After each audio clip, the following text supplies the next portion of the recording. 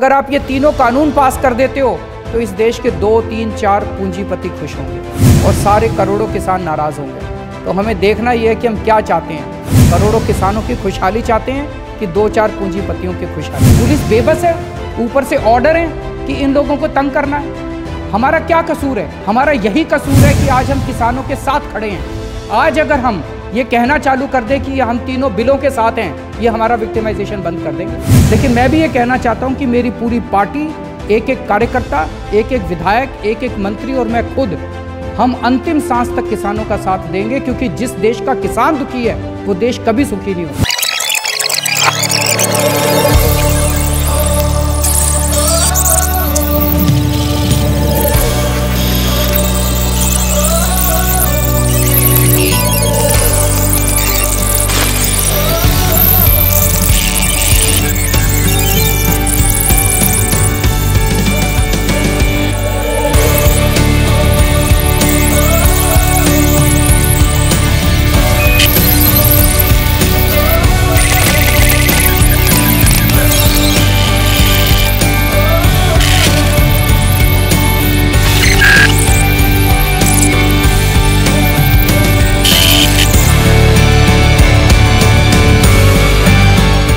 आप सबको नए साल की बहुत बहुत शुभकामनाएं। भगवान से प्रार्थना करता हूं कि 2020 का साल आपके लिए ढेर सारी खुशियां लेके आए, आपके परिवार को स्वस्थ रखे और आपके सभी सपने पूरे हों।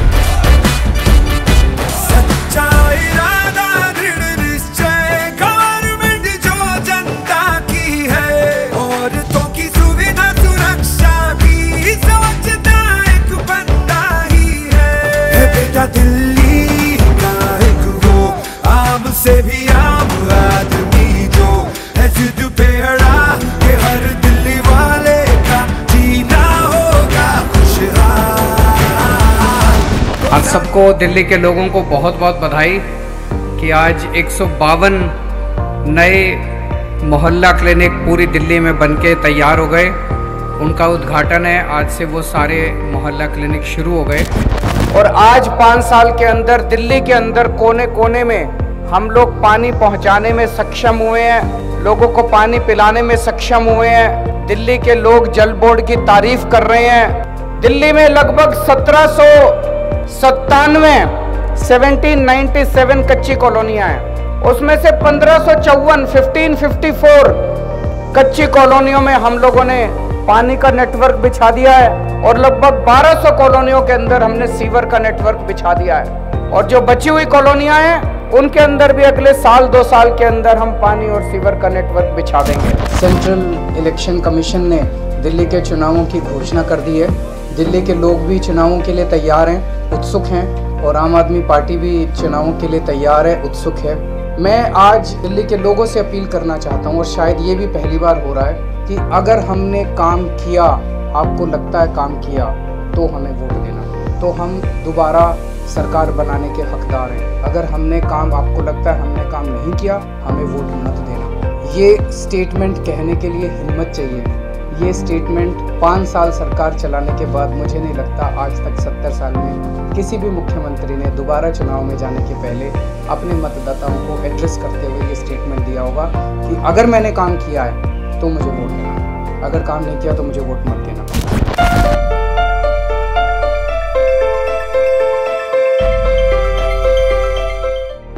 हमने अपने मैनिफेस्टो का वादा पूरा किया है। बस में भी लग गए, गलियों में भी लग गए हैं, और आप एकमात्र डोर टू डोर करने, गृह मंत्री जी जहां गए वहां भी आपको सीसीटीवी मिल गए। आज से 5 साल पहले आप लोगों ने हम जैसे मामूली लोगों को इतनी बड़ी जिम्मेदारी दी थी। 70 में से 67 सीट दी थी। जब से आप लोगों ने हमें दिल्ली की जिम्मेदारी दी है, रात दिन 24 घंटे मेहनत कर रहे हैं, और आज 5 साल के बाद मेरी जिम्मेदारी बनती है कि मैं आप लोगों के बीच में आके बताऊं कि 5 साल में हम लोगों ने क्या काम किए। सरकारी स्कूलों का हुलिया तो बदला, लेकिन असली बदलाव आया कि आज दिल्ली के सरकारी स्कूलों के नतीजे प्राइवेट स्कूलों से ज्यादा बेहतर आ रहे हैं। आज 70 साल के बाद भारत के इतिहास में पहली बार हो रहा है कि लोग अपने बच्चों को प्राइवेट स्कूल से निकाल के सरकारी स्कूल में भर्ती करा रहे हैं। स्कूलों की हालत इतनी खराब थी कि लोगों ने अपने बच्चों को एमसीडी के स्कूलों में भेजना बंद कर दिया।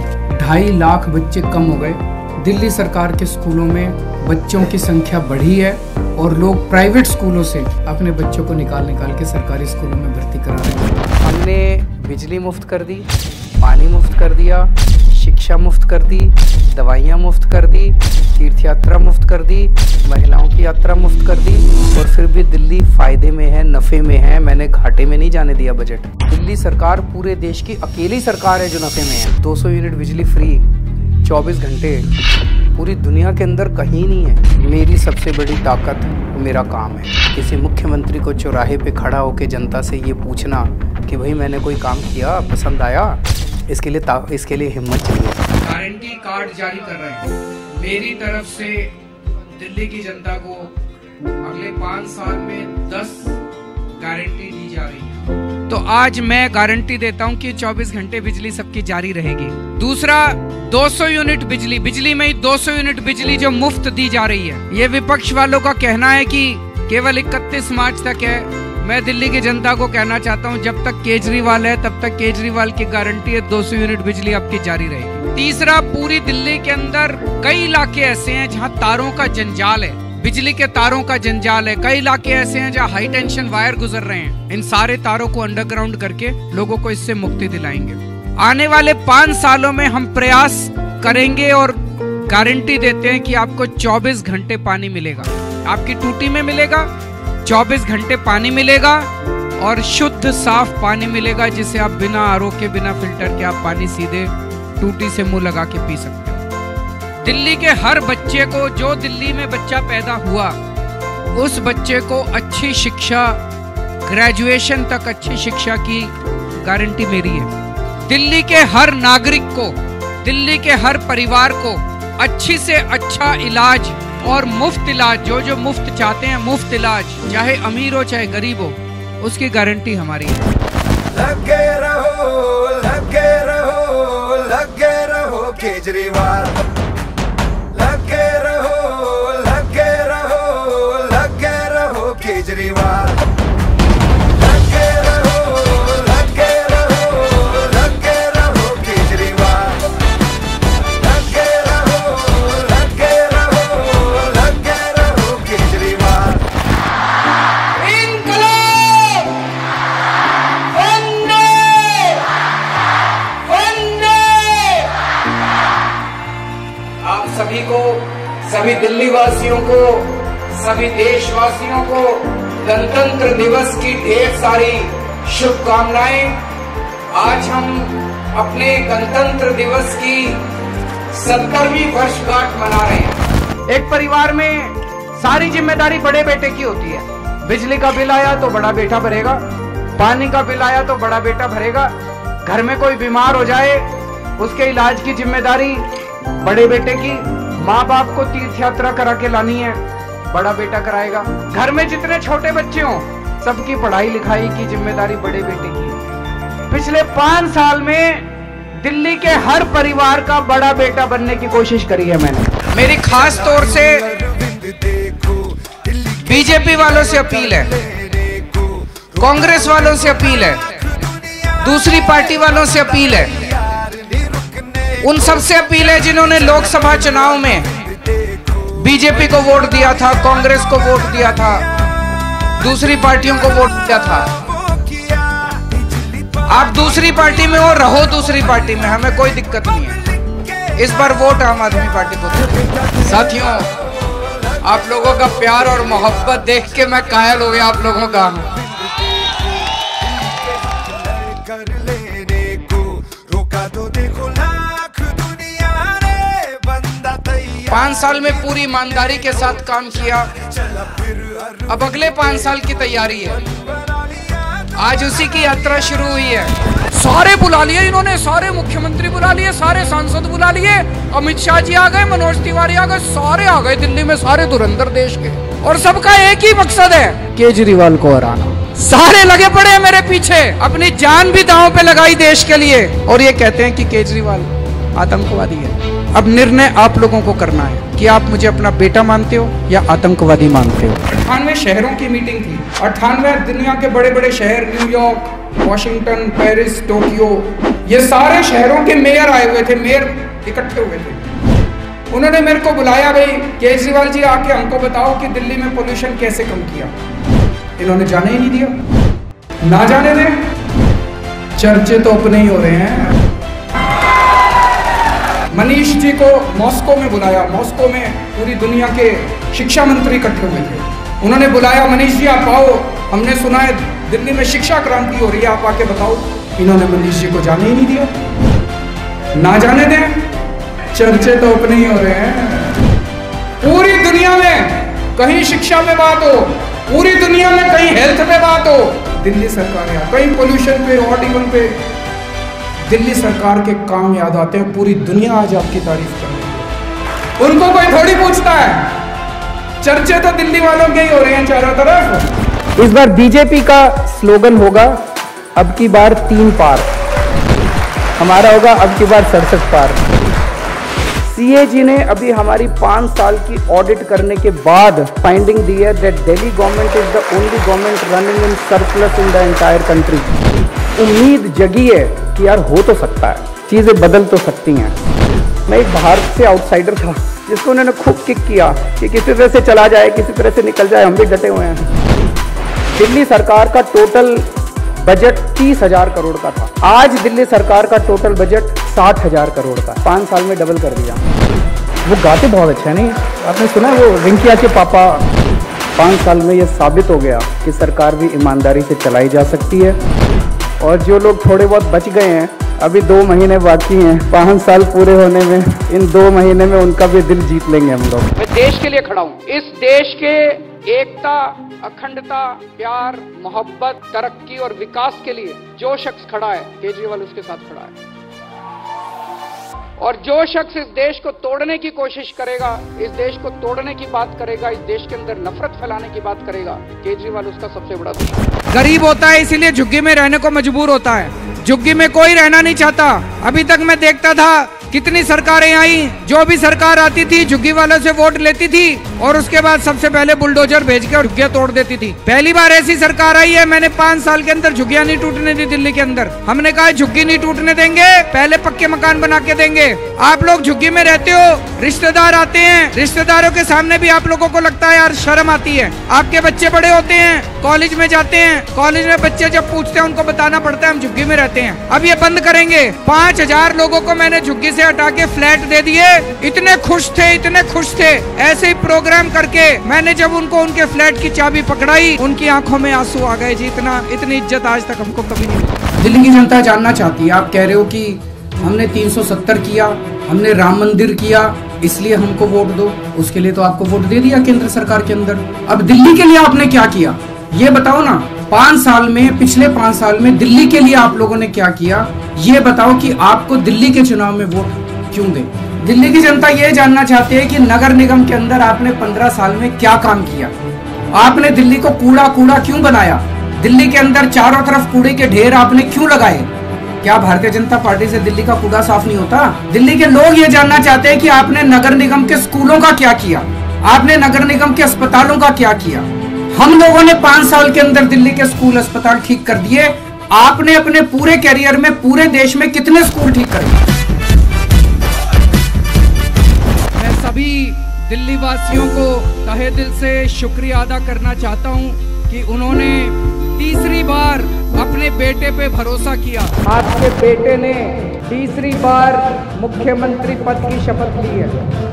ये मेरी जीत नहीं है, ये आप लोगों की जीत है, ये हर दिल्ली वाले की एक एक परिवार की जीत है। आज से मैं सबका मुख्यमंत्री हूँ। मैं आम आदमी पार्टी वालों का भी मुख्यमंत्री हूँ, मैं बीजेपी वालों का भी मुख्यमंत्री हूँ, मैं कांग्रेस वालों का भी मुख्यमंत्री हूँ, मैं दूसरी पार्टी वालों का भी मुख्यमंत्री हूँ। कभी भी कुछ भी काम हो बिना हिचक मेरे पास आ जाना, सबका काम करूंगा। चाहे कोई किसी पार्टी का हो, चाहे कोई किसी धर्म का हो, चाहे कोई किसी जात का हो, चाहे कोई अमीर हो, चाहे कोई गरीब हो। कोरोना वायरस की स्थिति को लेके हम सब लोग काफ़ी चिंतित हैं। घबराने की ज़रूरत नहीं है, लेकिन स्थिति पे कंट्रोल करने के लिए हम सब लोगों को जो भी हम एफ़र्ट्स कर सकते हैं पूरे एफ़र्ट्स करने की ज़रूरत है। उसके लिए दिल्ली के लेवल पे एक स्टेट लेवल टास्क फोर्स का गठन किया गया है, जिसकी अध्यक्षता मैं स्वयं कर रहा हूँ मुख्यमंत्री के लेवल पे। अभी जो तैयारियां की गई हैं उसमें एक तो ये कि एयरपोर्ट के ऊपर अब जितने भी पैसेंजर्स आ रहे हैं किसी भी कंट्री से, उन सब की थर्मल स्कैनिंग हो रही है और जिनमें सिम्टम्स मिल जाते हैं उन सभी पेशेंट्स को, उन सभी लोगों को जिनमें भी थोड़े बहुत सिम्टम्स मिलते हैं उनको RML, रामल और लोहिया में रेफ़र कर दिया जा रहा है। अभी थोड़े दिन अगर हम घर में रह जाएंगे तो कोई समस्या नहीं है, ज़्यादा से ज़्यादा घर में रहें, बहुत ज़्यादा ज़रूरी ना हो तो घर के बाहर ना निकलें। दिहाड़ी मजदूर वाले ऐसे लोग हैं जो रोज़ अपना कमाते थे, खाते थे, उन लोगों के, कई लोगों की दिहाड़ी चली जा रही है। इसकी हम लोगों को बहुत ज़्यादा चिंता है। हम नहीं चाहते कि कोई भी व्यक्ति भुखमरी का शिकार हो, उसके घर में खाने को भी ना हो। 72 लाख लोगों को, 2 करोड़ की जनसंख्या में 72 लाख लोगों को हर महीने राशन मिलता है। उनका हम राशन बढ़ा रहे हैं थोड़ा सा। वैसे तो जो राशन मिलता है, एक व्यक्ति को 4 किलो गेहूं और 1 किलो चावल और चीनी मिलती है अलग से। ये मोटे मोटे तौर पे सफिशिएंट होता है एक आदमी के लिए महीने के लिए, लेकिन फिर भी एक आदमी को 4 किलो गेहूं और 1 किलो चावल मिलता है 5 किलो। हम इसका 50% इंक्रीज़ कर रहे हैं अभी इस महीने के लिए, तो 7.5 किलो राशन एक व्यक्ति को दिया जाएगा और वो फ्री दिया जाएगा।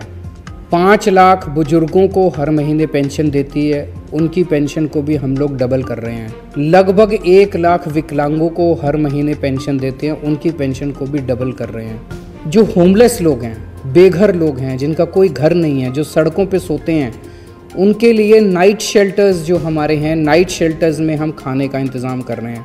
नाइट शेल्टर्स में हम लंच और डिनर दोनों का इंतज़ाम कर रहे हैं। यहाँ जो भी आके खाना खाना चाहे, किसी से कोई पूछा नहीं जाएगा, वो आके खाना खा सकता है। 100 केस तक, जैसा मैंने बताया कि अभी फ़िलहाल हमारी तैयारी है।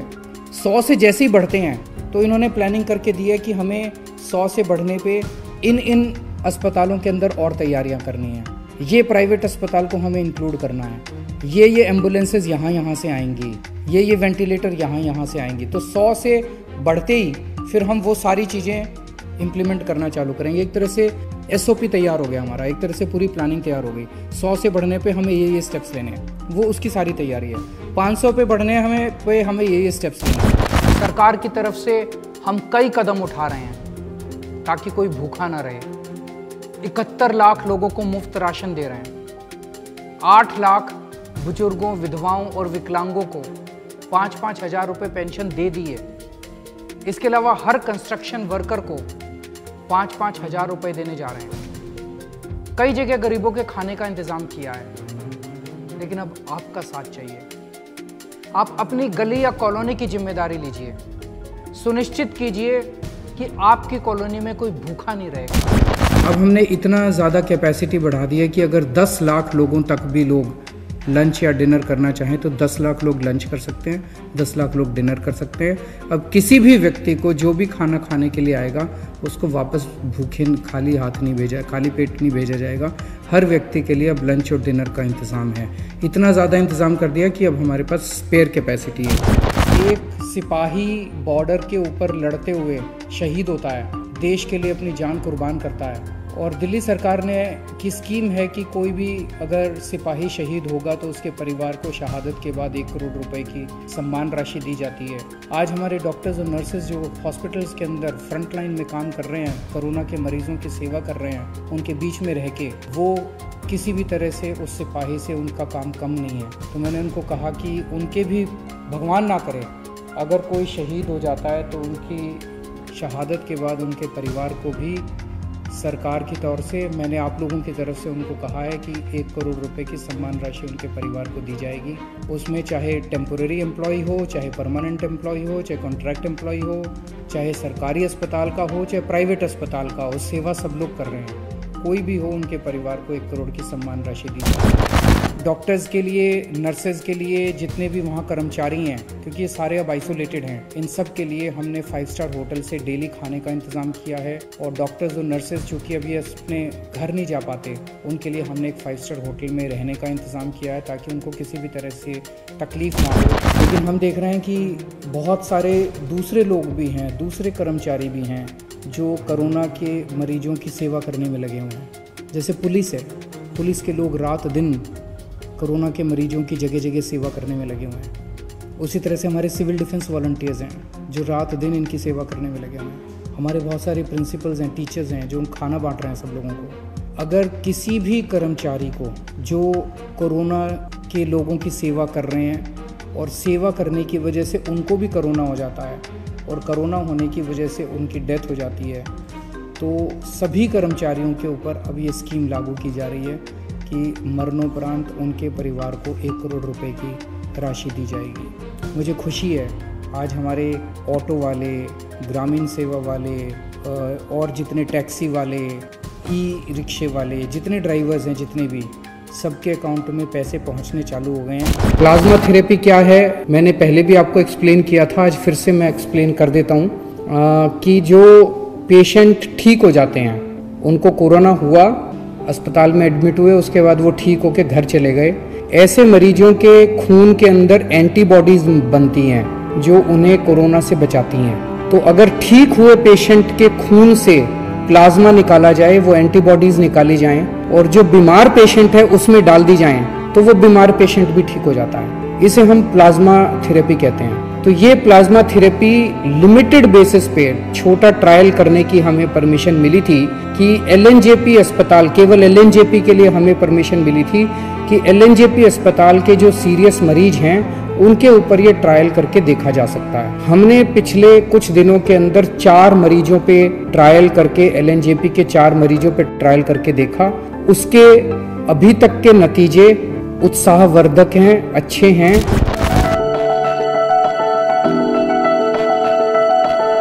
देखिए, आज दिल्ली जल बोर्ड का एक अफसरों का डेलीगेशन यहाँ आया है, राधा स्वामी ब्यास सत्संग, जहाँ पर 10,000 बेड की एक एशिया की सबसे बड़ी कोविड फैसिलिटी बनाई जा रही है। और यहाँ पर हम सब ने, अरविंद केजरीवाल जी की सरकार के विभाग दिल्ली जल बोर्ड ने यहाँ कर ये सुनिश्चित किया है कि यहाँ पर तमाम स्वास्थ्य कर्मियों को, मरीजों को साफ पानी, अच्छा पानी और रेगुलर पानी, अच्छे सप्लाई के साथ पानी मिलता रहा। ये प्लाज्मा बैंक तभी सफल होगा जब लोग आगे आके प्लाज्मा डोनेट करेंगे। अगर प्लाज्मा डोनेट नहीं करेंगे तो आगे प्लाज्मा दिया कैसे जा सकेगा। तो सबसे ज़्यादा ज़रूरी है कि ज़्यादा से ज़्यादा जो लोग ठीक हो गए हैं कोरोना से, वो ज़्यादा से ज़्यादा लोग सामने आएँ और प्लाज्मा डोनेट करें। तो अगर आप एलिजिबल हैं, अगर आपको कोरोना हुआ, कोरोना से ठीक हुए आपको 14 दिन हो गए, तो आप प्लाज्मा डोनेट करने के लिए तैयार हैं, तो आप इस नंबर पे फ़ोन करके हमें बता सकते हैं। अब अनलॉकिंग के बाद जब बिज़नेस खुलने लगे हैं, उन्हें काम करने वालों की तलाश है। दिल्ली में नौकरी ढूंढने वाले और नौकरी देने वाले दोनों मौजूद हैं। इसी को ध्यान में रखते हुए दिल्ली सरकार ने रोज़गार बाज़ार नाम से मुहिम की शुरुआत की है, जिसके जरिए बेहद आसानी से आप अपनी पसंद की नौकरी और व्यापारी अपने पसंद के कर्मचारी पा सकते हैं। इसके लिए दिल्ली सरकार ने एक वेबसाइट तैयार की है, jobs.delhi.gov.in। इस वेबसाइट पे जाके आप अपनी डिटेल्स रजिस्टर कर सकते हैं। पिछले 5 सालों से लगातार दिल्ली के सरकारी स्कूल अपना ही रिकॉर्ड तोड़ते आ रहे हैं और इस साल तो उनका रिजल्ट 98% पहुंच गया है। इस रिजल्ट के भागीदार सरकारी स्कूलों के छात्रों से जब मुख्यमंत्री अरविंद केजरीवाल और शिक्षा मंत्री मनीष सिसोदिया ने करी मुलाकात, तो हुई कुछ खास बातें। Good afternoon sir, good afternoon to all. Sir, मैं 9th क्लास में फेल हो गई थी मैथ्स में, और उसके बाद मेरे टीचर्स ने समझाया, प्रिंसिपल सर का भी उस पर सपोर्ट मिला, और पेरेंट्स का भी मिला, तो उसकी वजह से मैंने 80% प्लस स्कोर किया 9th में। और सर, मैंने फिर क्लास 11th में टॉप किया, और मैंने कभी सोचा भी नहीं था क्लास 12th में मैं 96.2 स्कोर करूँगी। बीजेपी तनख्वाह देने को तैयार नहीं है। उन्होंने हमारी प्रेस कॉन्फ्रेंस के रिस्पांस में और इस मुद्दे के रिस्पांस में ये नहीं सोचा कि हम डॉक्टर्स को तनख्वाह दे दें। उन्होंने ये नहीं सोचा कि जो भाजपा के शासन में, एमसीडी में इतना भ्रष्टाचार हो रहा है, उस भ्रष्टाचार को ठीक करें। उन्होंने कोशिश की है आम आदमी पार्टी की, हम लोगों की और जनता की आवाज को दबाने की। उन्होंने हमारी उस प्रेस कॉन्फ्रेंस के रिस्पांस में राघव जी और मुझे ये क्रिमिनल डेफेमेशन का नोटिस भेजा।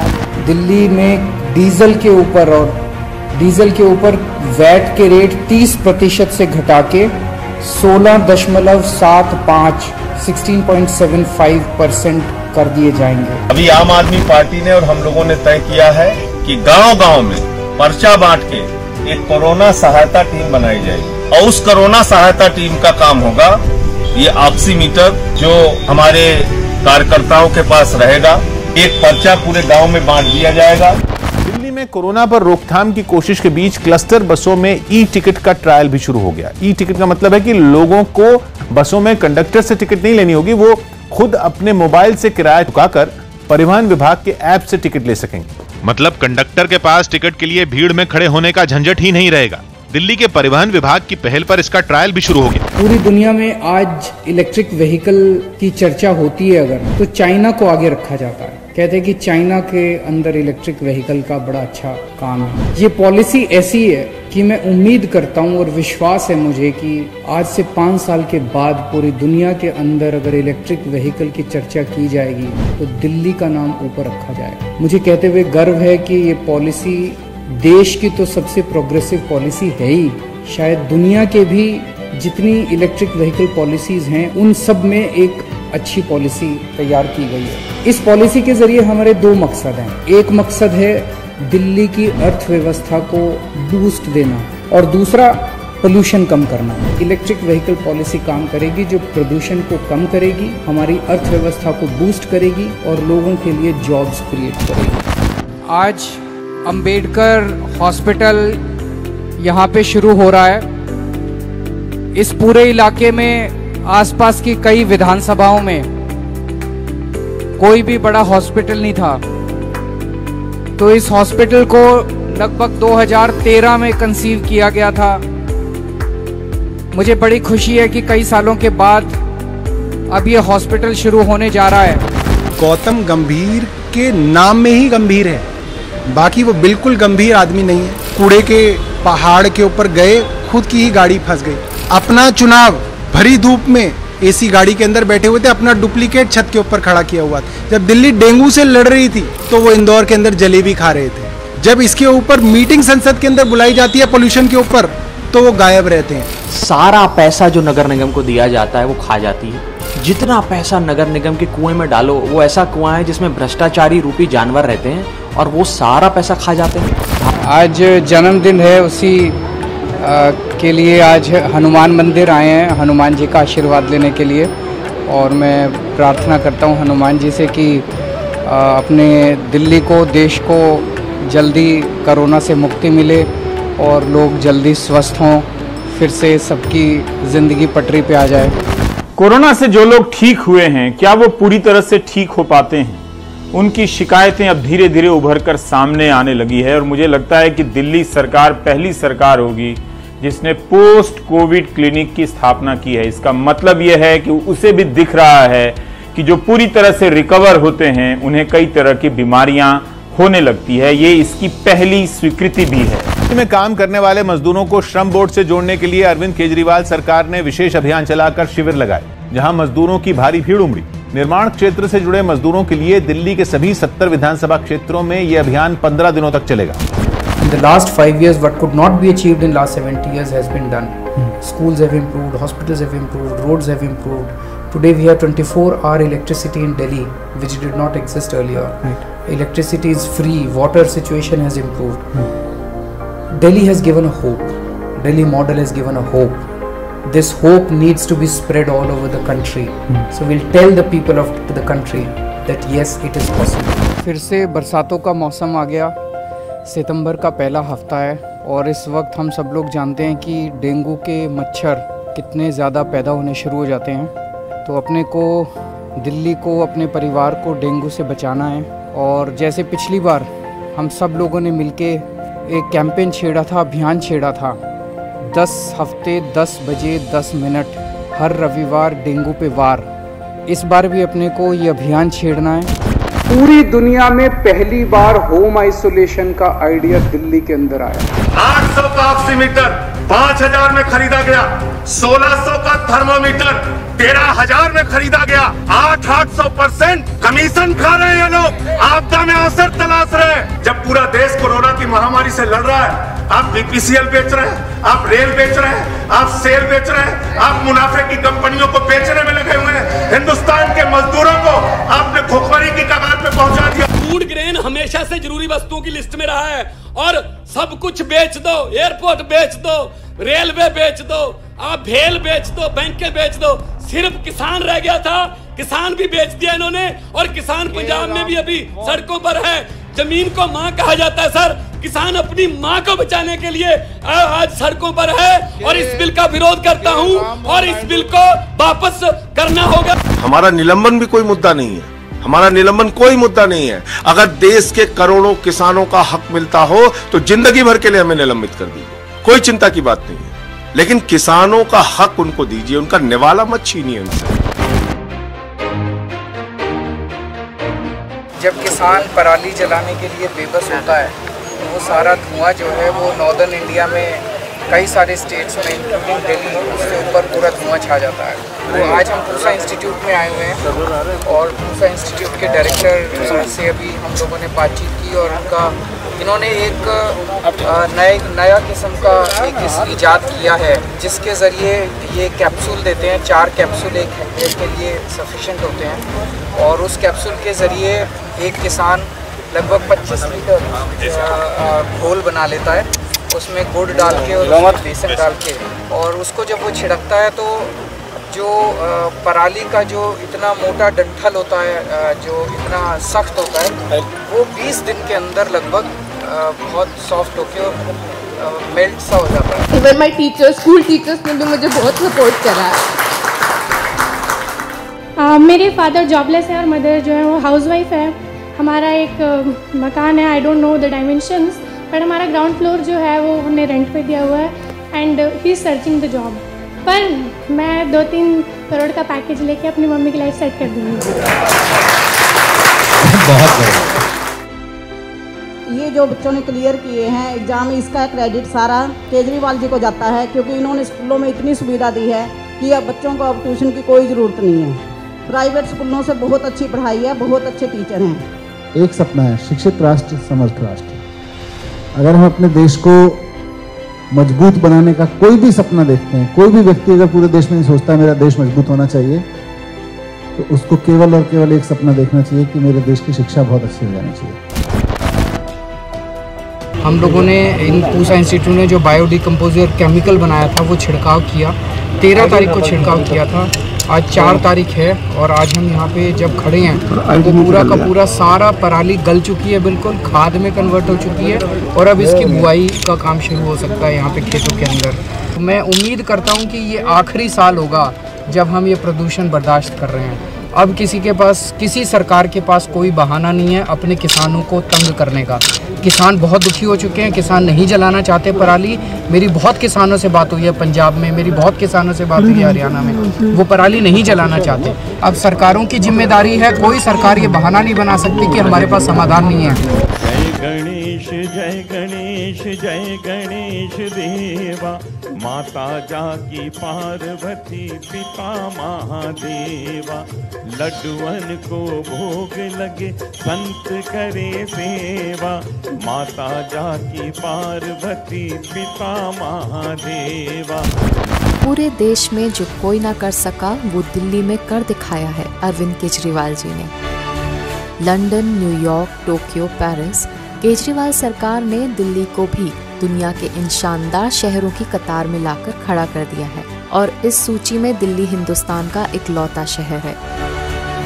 वर्ल्ड्स बेस्ट सिटीज द्वारा जारी रैंकिंग में आपकी दिल्ली ने हासिल किया है 62वां स्थान। आज पूरा देश देख रहा है हमारे देश का किसान कड़ी ठंड में रात को आसमान के नीचे खुली सड़क पे सो रहा, ये सोच के सारी रात नींद नहीं आती। ये लड़ाई सिर्फ हमारे किसान भाइयों की नहीं है, ये हम सब की लड़ाई है। जरा सोचिए, जो 2 वक्त की रोटी हम खाते हैं वो हमारे किसान भाइयों की मेहनत की उगाई हुई होती है। हम सबको इस लड़ाई में अपने किसान भाइयों का साथ देना है। ਅੱਜ ਕੈਪਟਨ ਸਾਹਿਬ ਅਮਿਤ ਸ਼ਾਹ ਨੂੰ ਮਿਲੇ ਨੇ, ਲਗਭਗ 35 ਮਿੰਟ ਦੀ ਮੀਟਿੰਗ ਹੋਈ ਹੈ, ਪਰ 35 ਮਿੰਟ ਦੀ ਮੀਟਿੰਗ ਤੋਂ ਬਾਅਦ ਬਾਹਰ ਆ ਕੇ ਸਿਰਫ ਇੱਕੋ ਹੀ ਗੱਲ ਬੋਲੀ ਉਹਨਾਂ ਨੇ। ਕਹਿੰਦੇ ਵੀ ਮੈਂ ਉਹਨਾਂ ਨੂੰ ਇਹ ਕਿਹਾ ਕਿ ਇਹ ਜਿਹੜਾ ਮਸਲੇ ਦਾ ਹੱਲ ਜਲਦੀ ਕਰੋ, ਨਹੀਂ ਤਾਂ ਨੈਸ਼ਨਲ ਸਿਕਿਉਰਿਟੀ ਦਾ ਮੁੱਦਾ ਆ ਜਾਊਗਾ। ਨੈਸ਼ਨਲ ਸਿਕਿਉਰਿਟੀ ਕਿੱਥੋਂ ਆ ਗਈ ਜੀ ਇਹਦੇ 'ਚ? ਤੁਸੀਂ ਕਿਉਂ ਕਿਸਾਨਾਂ ਦੇ ਸੰਘਰਸ਼ ਨੂੰ ਜਿਹੜਾ ਹੋਰ ਪਾਸੇ ਭਟਕਾ ਰਹੇ ਹੋ? ਉਹ ਕੋਈ ਹਥਿਆਰ ਲੈ ਕੇ ਗਏ ਨੇ ਉੱਥੇ? ਉਹ ਤਾਂ ਆਪਣੇ ਰਾਸ਼ਨ ਪਾਣੀ ਲੈ ਕੇ ਬੈਠੇ ਨੇ। ਇਹ ਉਹ ਅੰਨਦਾਤਾ ਹੈ ਜਿਨ੍ਹਾਂ ਨੂੰ ਕੋਈ ਕਹਿੰਦਾ ਇਹ ਤਾਂ ਹੁੱਲੜਬਾਜ਼ ਨੇ, ਕੋਈ ਕਹਿੰਦਾ ਇਹ ਤਾਂ ਜਿਹੜੇ ਨੇ ਨਕਸਲੀ ਨੇ, ਕੋਈ ਕਹਿੰਦਾ ਤਾਂ ਵੱਖਵਾਦੀ ਨੇ। ਇਹ ਉਹ ਅੰਨਦਾਤੇ ਨੇ ਜੀ ਉੱਥੇ ਜਿਹੜੇ ਗਏ ਹੋਏ ਨੇ, ਜਿਹੜੇ ਆਪਣੇ ਖੇਤਾਂ ਦੇ ਵਿੱਚ ਪੰਛੀਆਂ ਵਾਸਤੇ ਵੀ फसल का कुछ हिस्सा दाने जिहड़े ने वो छड़ दिंदे ने कि जनौरां दे हिस्से दा। भारत के कई बड़े महानगरों की तरह दिल्ली में भी सड़कों पर मिलने वाला ट्रैफिक एक बड़ी चुनौती रहती है, लेकिन मुख्यमंत्री अरविंद केजरीवाल जी ने इसके समाधान पर काम शुरू कर दिया है। दिल्ली की 540 किलोमीटर लंबी सड़कों को यूरोपियन शहरों की तर्ज पर खूबसूरत बनाने का काम शुरू हो चुका है। अंतर्राष्ट्रीय मानकों के अनुसार दिल्ली की सभी 100 फुट चौड़ी सड़कों को पूरी तरह से नया रूप मिलेगा। सड़कों के रीडिजाइन करने से ट्रैफिक जाम की समस्या खत्म होगी, साथ ही सड़कों के किनारे ग्रीन बेल्ट का दायरा भी बढ़ेगा। नए डिजाइन के मुताबिक सड़क के किनारे शानदार फुटपाथ होंगे, जिसे दिव्यांगों की सहूलियत के हिसाब से डिजाइन किया जा रहा है। फुटपाथ के साथ साइकिल ट्रैक भी बनाया जा रहा है। फुटपाथ पर शानदार लाइटें होंगी, जो पैदल चलने वाले लोगों के लिए रात के समय में सुविधाजनक होंगी। ये कानून केवल किसानों के खिलाफ नहीं है, ये कानून इस देश की आम जनता के खिलाफ है। इस कानून के आने से बेइंतहा महंगाई बढ़ेगी। ये तीनों कानूनों को मैं सदन के सामने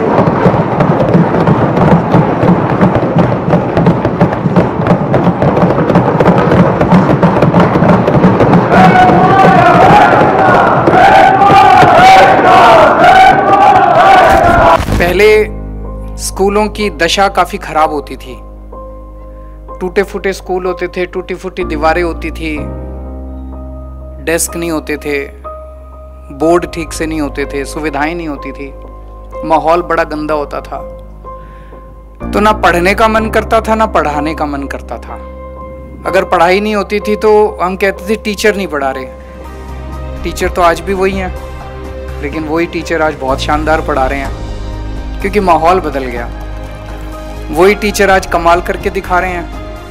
हमारे बच्चों के IIT में एडमिशन हो रहे हैं, डॉक्टरी में एडमिशन हो रहे हैं, वकालत में एडमिशन हो रहे हैं। वही टीचर, वही बच्चे, माहौल बदल गया। ये स्कूल जो हैं हमारे दिल्ली के लोगों के लिए बहुत बड़े गर्व और शान की बात बनते जा रहे हैं। दुनिया भर से, देश भर से लोग आज अपने स्कूल देखने के लिए दिल्ली आते हैं।